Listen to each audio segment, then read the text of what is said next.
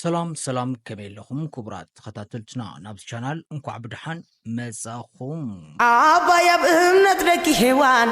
አደር እምነት ማተም ቃል ኪዳን ህላውነት ፈሊጠዮ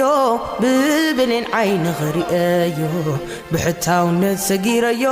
ትርጉም ናብ ራስ ተማኺረዮ معركتي قتل ممنا سويت نايس اقم تخلي قدنا زي تركبي زبتكم وعازة عنكو بحريخي مبرات قزا ኣብዚ ቻናል ኩላትኩም ከምትፈልጥዎ ወትሩ መምሃራይን መዘናግዕን ኣገረምቲ ፍጻመታት ዓለምናን ብፍሉይ እናተከሸነ ናባኹም ዝቐርበሉ ቻናል እዩ። እምበኣርከስ ክቡራት ተኸታተልትና ነዚ ቻናል ሓደሽቲ እንተደኣ ኮይንኩም ሳብስክራይብ ብምግባር ናይ መደባትና ተቋደስቲ ንክትኮኑ ብምሕባር ካልኣይ ድማ ሳብስክራይብ ብምግባርኩም ንዓና ዝበለፀ ጥንካረ ስለ ዝኾነና ሳብስክራይብ ብምግባርኩም ድማ ነመስግን። ነቶም ነባራት ስድራና ድማ ነዛ ቪድዮ ላይክ ብምግባር ጀምርዋ እናበልና ርእቶታትን ሓደሽቲ ሓሳባትን እንተሊኩም ድማ ኮመንት ብምግባር ንክተዛርቡና ንዕድመኩም። أقولي كن متعلي نافقك يتسدد تبلني كي موتكي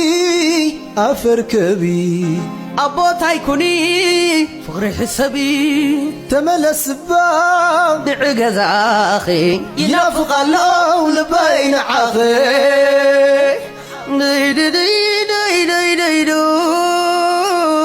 ንለሙን ከም ትልሙድ ኣብ ሰሙን ብዙሓት ሓደሽቲ ፍጻመታት ተፈጺሞም ኣለዉ። ካብኣቶም ድማ ነዚ ሰዓት ዝኸውን ሓበሬታ ድማ መድላዋትና ወጊና ቪድዮ ናባኹም ኣቢልና ኣለና። ፈለማ ግን ብላይ ትጀምርዋ ናብ ትሕዝቶ ከናሰጋግረኩም። እምበኣርከስ ክቡራት ተኸታተልትና ኣብ ናይ ሎም መደብና ስነ ጥበባዊት ሉል ቴድሮስ ኣብ ልዕሊ ስነ ጥበባዊ ክብረት ኣማረ ሓድሽ ክሲ መስሪት ኣላ። ናይዚ ክሲ ትሕዝቶ ድማ ብሓባር ብፍቕሪ ኣብ ዝጸናሕናሎም ግዜ ዝሃብክዎ ሓደ ነገር ነይሩ። ሕጂ ግን ሃበኒ እንተበልክዎ ጽባሕ እንዳበለ ክሳብ ሕጂ ክህበነ ኣይከኣለን። ስለዚ ድማ ኣማራፅ ስለ ዘይብለይ ኣብ ሕጊ ከይዳ ኣለኹ እያ ትብል ዘላ። ግን ናይ ብሓቂ እንታይ ሂዋቶ ክብረትከ ኣብዚ ጉዳይ እዚ እንታይ በለ ወይስ ገዲፍዋ ስለ ዝተመርዐዶ ደጊስዋ ይኸውን? ንዝብሉ ሕቶታትኩም ሕጂ ክንምልሶ ኢና። ክሳብ መወዳእታ ሓቢርኩምና ጽንሑ። ሰናይ ጻንሒት። ኩላትና ከም እንፈልጦ እዞም ክልተ ህዋት ስነ ጥበባውያን ሉል ቴድሮስን ክብረት ኣማረን ብሓባር ንፍቕሪ ንብዙሕ ዓመት ጸኒሖም እዮም። ብፍላይ ድማ ኣብ 2018 ስነ ጥበባዊ ክብረት ኣማረ ካብ ኣስመራ ናብ ኣዲስ ኣበባ ጉዕዞ ገይሩ በቲ ዝነበረ ምክንያት ናይ ኢትዮ ኤርትራ ሰላም ብኦቢል ድማ ናብ ኣዲስ ኣበባ ከይዱ ኣብ ኣዲስ ኣበባ ጽቡቕ ዝኾነ ናይ ስራሕ ግዜ ሕሊፉ ብፍላይ ድማ ኣብ ድራማታትን ሙዚቃታትን ጽቡቕ ዝኾነ ተፈታውነትን ተቐባልነትን ዝረኸበ ስነ ጥበባዊ እዩ። ስለዚ ኣብ ስራሕ ኣጋጣሚ ምስ ሉል ቴድሮስ ይራኸቡ። ሉል ቴድሮስ ቅድም ኢላ ናብ ኣዲስ ኣበባ መጽያ ኣብ ኣዲስ ኣበባ ድማ ስድራ ቤት ከም ዘለዋ ይዝረበላ ማለት እዩ። ክልቲኦም ምስ ተራኸቡ ድማ ጽቡቕ ናይ ፍቕሪ ግዜ መስሪቶም ማለት እዩ። ክልቲኦም ብሓባር ን3 ዓመት ዝኣክል ብፍቕሪ ጸኒሖም እዮም። ኣብዚ መንጎ እዚ ሉል ቴድሮስ ኣብ ኣዲስ ኣበባ ስድራ ስለ ዘለዋ ትምህርቲ እውን ዲግሪ ኣለዋ ናይ ኣርት ወይ ድማ ኣብ ስነ ጥበብ ዲግሪ ኣለዋ። ስለዚ በዚ ምክንያት ብዙሕ ስራሕቲ ናይ ምስራሕ ዕድል ነይርዋ እዩ። ብፍላይ ድማ ኣብቲ ናይ ፋሽን ዲዛይኒንግ እና ኣብቲ ናይ ኮስሞቲክስ ዓይነት ብጣዕሚ ብዙሕ ስራሕቲ እያ ትሰርሕ ነይራ ኣብ ኣዲስ ኣበባ ማለት እዩ። ስለዚ ምስ ክብረት ተፋሊጦም ምስ ክብረት ድማ ጽቡቕ ግዜ ከም ትዘልኩም ጽቡቕ ግዜ ክሕልፉ ክኢሎም እዮም ማለት እዩ። ኣብዚ ኣጋጣሚ እዚ ድማ ድሕሪ ኣብዚ ኣጋጣሚ ኣብ ዝኾነታት እዚ ድማ ዝኾነ ሃንደበት ጎንፂ ይፍጠር ኣብ መንጎ ክልቲኦም ማለት እዩ። እቲ ጎንፂ ዝኾነ ገንዘብ ከም ዝሃበቶ ንክብረት ኣማረ ትዛረብ ንሳ ክሳብ ሕጂ ክብረት ኣማረ ዝበሎ ነገር የለን። ግን ሉል ዝኾነ ገንዘብ ብዙሕ ዝበለ ገንዘብ ሂቦዮ መጀመርያ ፈለማ ካብ ኣስመራ ናብ ኣዲስ ኣበባ ክመጽእ ከሎ ብጣዕሚ ተሸጊር ነይሩ። ስለዚ ናብ ስራሕ የተኣታትዎ ነይረ። ድሓር ካብ ስራሕ ድማ ዝኾነ ገንዘብ ሂበ ንመናበር ዝኸውን ክሳብ ዝሕወለሉ ክሳብ ስራሕ ዝተሓዝ ድማ ገንዘብ ሂቦዮ ነይረ መተሓዝ ዝኸውን ድሓር ግን በዚ ገንዘብ እዚ ምክንያት ባእሲ ይፍጠርሞም ንሓደ ዓመት ዝኣክል ፍቕሮም ይቋረጽ። ኣብዚ መንጎ እዚ ድማ ክብረት ኣማረ ምስ ሓበን ይዕብዮ ትበሃል ኣብ ኣውሮፓ ትነብር ዝነበረት ጓል ክምርዖ ይዳለው። ኣብዚ ምድላው እዚ ድማ ደጋጊማ ሃበን ገንዘበይ ቅድሚ ምርዓውካ ሃበን ገንዘበይ ገለታት ትብሎ ነይራ ማለት እዩ። ስለዚ ክብረት ኣማረ ገንዘባ ጽባሕ ይብላ ከም ዝነበረ ክባ ድሌት ከም ዘይነበሩ ትዛረብ ማለት እዩ ድሓር ግን ብዕሊ ክብረት ኣማረ ምስ ሓበን ይዕብዮ ይመርዖ ኣለኹ ዝብል ኣብ ማሕበራዊ ሚድያታት ይኹን ፎቶታት እንዳርኣና መፂና ማለት እዩ ድሓር ኣብዚ ግዜ እዚ ሉል ቴድሮስ ምንም ኣይበለትን ምክንያቱ እቲ መርዓ ብሰላም ክሓልፍ እያ ደልያ ምክንያቱ ስማ ክጠፋ ኣይደለይትን ኣብዚ ሕጂ ሰዓት ትዛረብ ነይራ ቀኒኣ እያ ስለዚ ገደፋ እያ ቀኒኣ ትዛረቦ ዘላ እምበር ንምንም ዓይነት ገንዘብ የብላን ክትበሃል ስለ ዝኾነት እያ ነቲ ነገር ገዲፋቶ ማለት እዩ ኣብቲ ሽዑ ግዜ